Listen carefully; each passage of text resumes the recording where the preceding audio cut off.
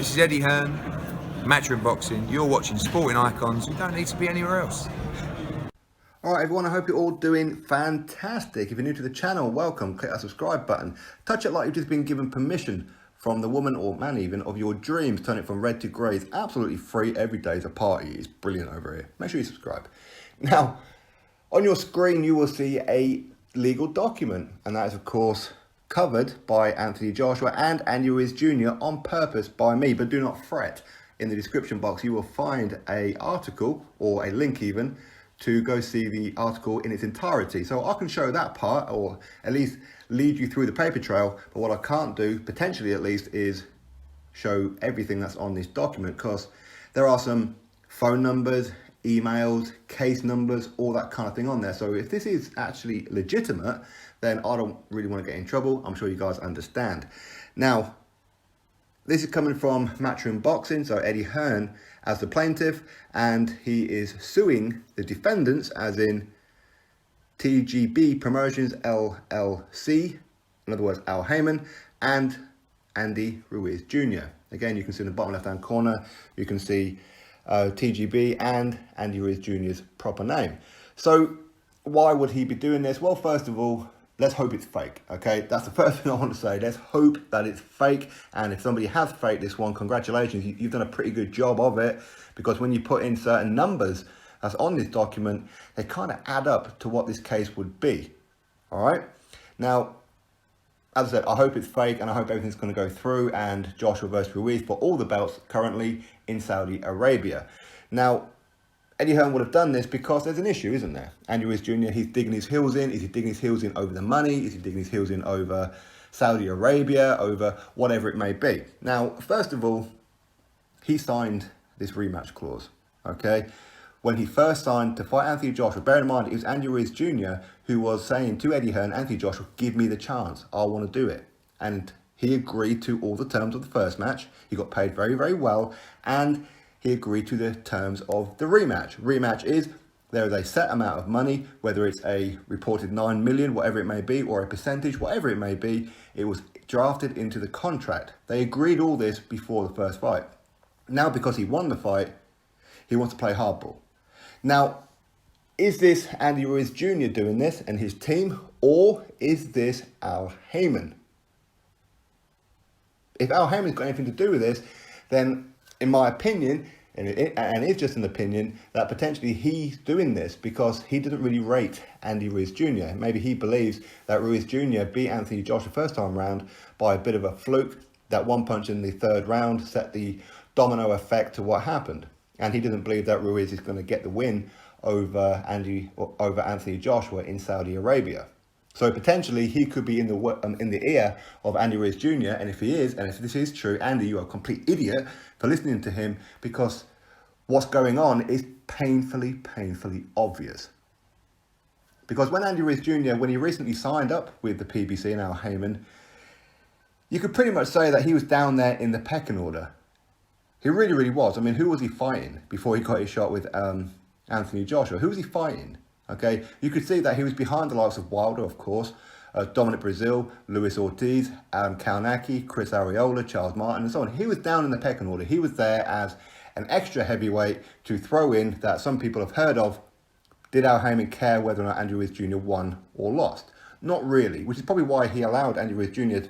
to go fight Joshua, but didn't allow Wilder to do it, even for 100 million, and didn't allow Luis Ortiz to do it either for 7 million when he was given first refusal. So all this adds up. Why would he want Andy Ruiz Jr. stripped? Because this is what would happen if this case goes full in.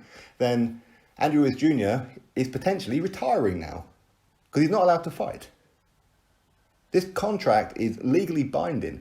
He will then lose his license, and of course all the belts are going to be dispersed. So why would Al Haymon want that? I'm not saying he does want that, but I'm saying potentially why would he want that? Because he didn't really rate Andy Ruiz Jr. is one.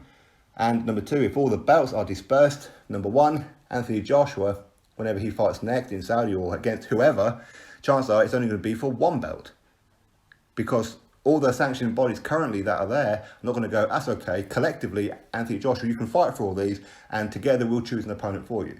That isn't what's going to happen. He's going to fight one person, whoever it may be, for one belt, which means he's lost out on 2 other belts. The belts that Anthony Joshua worked hard to get in his 16th fight, IBF, 19th fight, WBA and IBO, if you want to include that one as well, and then in the 21st fight against Joseph Parker for the WBO. So that is a bit of a poke in the eye to Anthony Joshua. The fact that, fine, you can have your fight, you can go fight in Saudi, but you're not fighting for all the belts. Which means that the other belts, there's a very good chance at least somebody within the PBC can get one of those belts.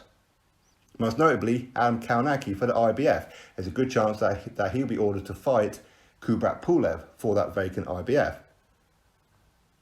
You could look at the WBO. Alexander Usyk, of course, he is the mandatory, which means he's going to get first crack at that one, potentially against Tyson Fury. So Tyson Fury versus Wilder, unification. Do you see where I'm going with this? So it does look like potentially that could be what's happening. I'm not saying it is what's happening, I'm saying potentially it could be, and if Andy Ruiz Jr. ends up losing all his belts, first of all, he's going to lose a whole crap load of money. So every penny that he earned in the first fight, he's going to have to give it all back. He's going to have to give up his nice new house, all the jewelry, the watches, the cars, all that kind of thing, hand it all back in.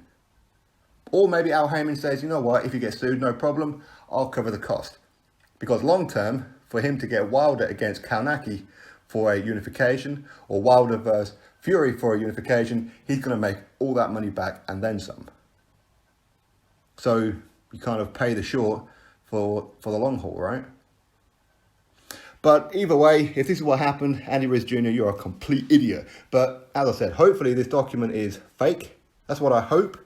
I'm not saying it's real. I'm not saying it's fake. I don't know. But it looks legitimate. And there are other papers to go with this one as well. So if this is what's going on, this is terrible. Absolutely terrible. It's a real stick in the eye for Eddie Hearn and Anthony Joshua. Right away, the PBC fanboys go, yeah, this is good. I hope this is what happens. Blah, blah, blah, blah. Okay, so what happens if Luis Ortiz defeats Deontay Wilder? Of course, there'll be a rematch. Luis Ortiz turns around and goes, screw you. Then what? So these kind of things have a little way of coming back around. Al Haymon may need to put a rematch clause in at some point for someone. What goes around comes around. Simple as that, isn't it? So you wouldn't like it done to you. So why you would celebrate it happening to Joshua? I don't know, but some boxing fans are just not actually boxing fans. They're just PBC fans or whatever it may be. But either way, we don't know for 100% this is what's going on. If Eddie Hearn is having to go to court, I can only see Andy Ruiz Jr. end up losing all his belts, having to retire, forced retirement, lose a whole crap load of money potentially, and then Anthony Joshua will fight whoever for one of those belts. Either way, Anthony Joshua is going to be down without all the belts, because there's no way that the IBF at least are going to allow this court case to go ahead without stripping them, because they're already temperamental right now,